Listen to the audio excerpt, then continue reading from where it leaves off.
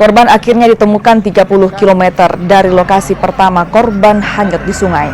Tim gabungan langsung menuju lokasi dan mengevakuasi korban yang ditemukan dalam kondisi sudah tidak bernyawa. Menurut saksi, korban tenggelam saat berupaya menyelamatkan sapi dan gerobak ketika menyeberangi Sungai Poso.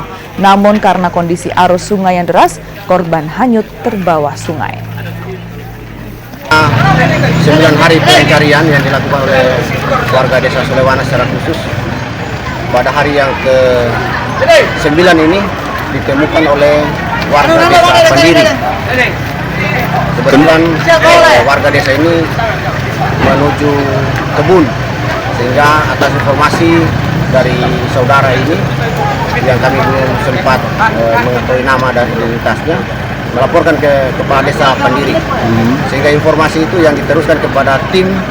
Memang ada tim yang satgas kami bersama beberapa desa ini dalam satu grup WA menginformasikan bahwa telah ditemukan seorang mayat dengan ciri-ciri seperti korban.